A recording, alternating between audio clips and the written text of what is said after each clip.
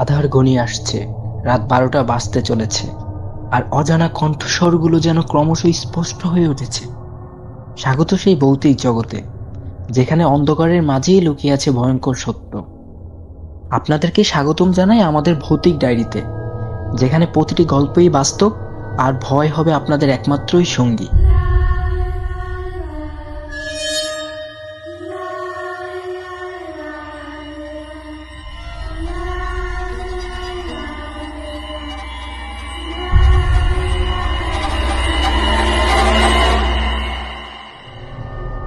Faiz lake এক রহস্যময় জায়গা, যেখানে দিনের আলোয় প্রকৃতি মুগ্ধ করে, কিন্তু রাত নামলেই অন্ধকারের ছায়া লম্বা হতে থাকে। আজকের রাত এই লেকের ইতিহাসে আরো এক নতুন অধ্যায় যোগ করতে চলছে। 8 বন্ধু এসেছিল এখানে ক্যাম্পিং করতে। হাসি ঠাট্টায় শুরু হয়েছিল রাত, কিন্তু তারা জানতোই না এই লেকের অতীতে এক অভিশাপ লুকিয়ে আছে। আহা, জায়গাটা কেমন রহস্যময় না? একদম। এই লেক নিয়ে অনেক পুরনো গল্প আছে জানো। বলার দরকার নেই, আমি ভূতের গল্প পছন্দ করি না। ভূত বলে কিছু নেই সীমা, সবই মানুষের কল্পনা। হ্যাঁ হ্যাঁ, ঠিক বলেছিস। একটা ভিডিও করলে দারুণ হইব। চল ভূতকে ডাকি, দেখি আসে কিনা। এমন কথা বলো না তানবীর, জায়গাটা কেমন যেন লাগছে। চল বেটা, একটু অ্যাডভেঞ্চার করি, লেকের দিকে যাই আমরা। আমি কিছুতেই যাব না। কে কে ওখানে?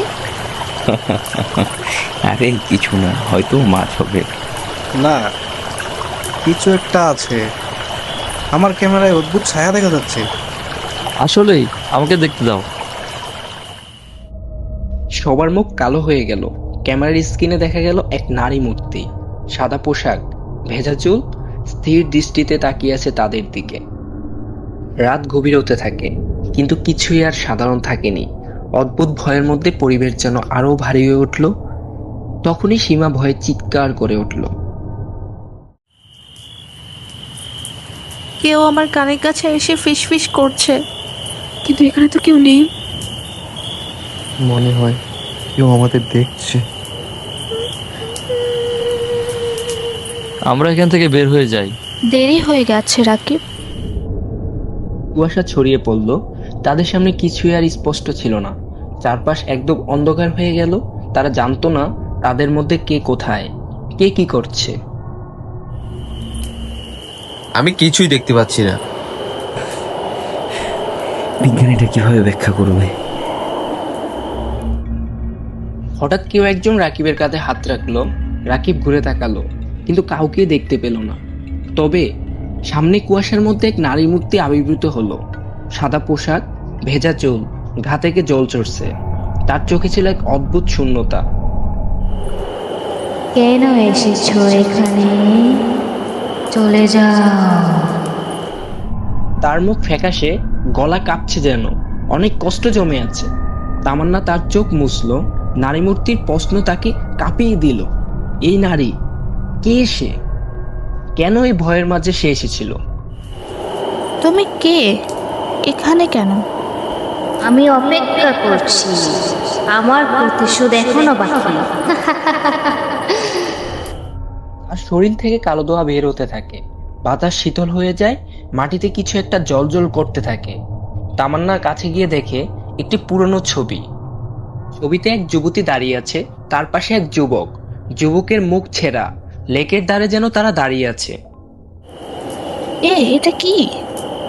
প্রতিশোধ, প্রতিশোধ। দৌড়াও। সবাই দৌড়াতে শুরু করে, কিন্তু কুয়াশার কারণে পথ দেখা যায় না। হঠাৎ মাটিতে পড়ে যায় সীমা। কিছু একটা তার পা টেনে ধরে। সীমা কান্নার স্বরে বলে ওঠে, আমাকে বাঁচাও। রাকিব, তামান্না আর জিসান তাকে টেনে তোলে, কিন্তু নারী মূর্তি ক্রমশ ভয়ঙ্কর হয়ে ওঠে। কেউ বাঁচবে না। বিকট চিৎকার করে সে লেকের জলে তলিয়ে যায়। সঙ্গে সঙ্গে কুয়াশা মিলিয়ে যায়, চারপাশে নীরবতা নেমে আসে। সকালের আলো ফুটে ওঠে, সবাই ক্লান্ত হয়ে বসে আছে।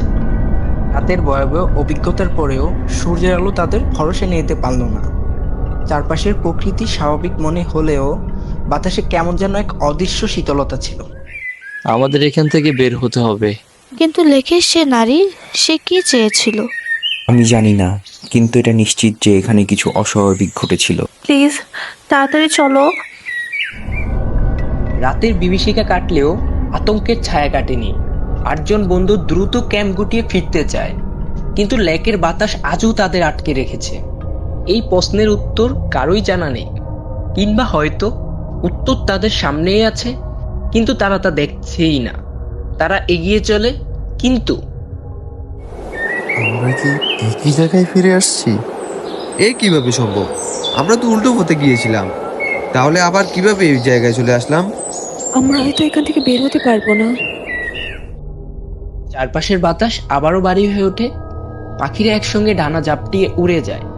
হঠাৎ মাটির নিচ থেকে গোংরানির শব্দ শোনা যায়। তাদের সামনে যেন পথ। সে পথ কি সত্যি তাদের মুক্তির পথ, নাকি তারা আটক পড়ে গেছে এক অভিশপ্ত চক্রে? সবাই আতঙ্কে জমে আছে। তামান্না কাপা হাতে পকেট থেকে আগের রাতে পাওয়া পুরনো ছবিটি বের করে। একটা ছবি, একটা অতীত, একটা অভিশাপ। কি লুকিয়ে আছে ছবির মধ্যে? হয়তো এর মধ্যেই লুকিয়ে আছে সব প্রশ্নের উত্তর। আমাকে ফিরিয়ে দাও, আমার নিয়ে যাও। এটা কিভাবে সম্ভব? ছবির মানুষটা নড়ছে। ছবির যুবকের চোখের কোণে এক ফোঁটা রক্তের দাগ ফুটে উঠেছে। ছবির মানুষ কি মৃত, নাকি সে আজও বিচার চাইছে? লেকের জল একদম শান্ত হয়ে গিয়েছে, আর তার উপর প্রতিবিম্বিত হয়েছে এক করুণ দৃশ্য, যা লুকিয়েছিল বছরের পর বছর। প্রতিবিম্বে দেখা যায় এক যুবতী ভয় নিয়ে পিছু হাঁটছে, আর এক যুবক সামনে এগিয়ে আসছে। যুবকটি ধাক্কা দিয়ে মেয়েটিকে লেকের পানিতে ফেলে দেয়। তার আত্মচিৎকার প্রতিদ্বন্দ্বিত হয়। তাকে বাঁচানোর জন্য ছিল না, আর তাই আজ সে ফিরে এসেছে প্রতিশোধ নিতে। সে কোন হয়েছিল? আমাকে কেউ সাহায্য করেনি, আমি একা, আমি এখনো একা। তামান্না ছবিটা নারীমূর্তির সামনে ধরলে নারীমূর্তি ছবিটার দিকে তাকায়। তারপর তার চোখে এক অবর্ণীয় বেদনা ফুটে ওঠে। আমি চাই সে শাস্তি পাক। কে ছিল এই খুনি? তখনই লেকের জলে ভেসে ওঠে এক মুখ, যা হুবহু জিসানের মতো। তাহলে কি জিসানি তাকে খুন করেছিল? আমি বিশ্বাস করতে পারছি না, এটা কিভাবে সম্ভব? পূর্ণজন্ম, তুমি তুমি সেই বিশ্বাসঘাতক। আমি কিছু জানি না। দৌড়াও! সবাই পিছনে তাকিয়ে ছুটতে শুরু করে, কিন্তু জিসান পিছনে পড়ে যায়, আর নারীমূর্তি তাকে লেকের জলের দিকে টেনে নিতে থাকে। জিসান চিৎকার করে ওঠে, আমাকে বাঁচাও! রাকিব, তামান্না আর তানবীর একসঙ্গে জিসানের হাত ধরে টান দেয়, আর এক ঝটকায় সবাই পিছনে পড়ে যায়। নারীমূর্তি কাঁদতে কাঁদতে ধীরে ধীরে মিলিয়ে যেতে থাকে, আর সে বলতে থাকে, আমি অপেক্ষা করব। সে কি চলে গেছে? হয়তো কিছু রহস্য থাকারই কথা। কিন্তু ও কি সত্যি শেষ হয়ে গেল, নাকি? সবাই নিঃশ্বাস ফেলতে থাকে। চারপাশের পরিবেশ আবারও স্বাভাবিক হয়ে যায়, কুয়াশা মিলিয়ে যায়। যে অভিশাপ একবার জেগে ওঠে, তা কি এত সহজে শেষ হয়? কিন্তু এই গল্প কি সত্যিই শেষ, নাকি নতুন এক দুঃস্বপ্নের শুরু? আমরা যা দেখি সবে কি সত্য, আর যা না দেখি সবে কি অস্তিত্বহীন?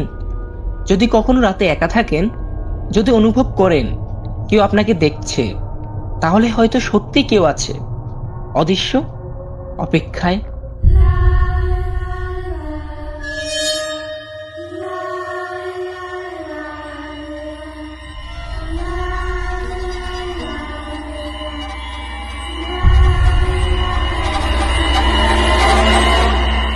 আপনারা শুনছিলেন ভৌতিক ডায়েরি, আর এখানে গল্পগুলো শুধু গল্পই নয়, হয়তো বাস্তব থেকেও ভয়ঙ্কর। আপনারা যদি এরকম রহস্যময় অভিজ্ঞতার সম্মুখীন হয়ে থাকেন, আমাদের জানান। আর যদি রাতে ফয়েজ লেকের দ্বারে যান, সাবধান, কারণ কিছু আত্মা এখনো মুক্তি পায়নি। পরবর্তী গল্পে আবারও দেখা হবে। ততক্ষণ পর্যন্ত অন্ধকারে একা থাকবেন না, আয়নার সামনে দাঁড়াবেন না, কারণ হয়তো কেউ আপনাকে দেখছে।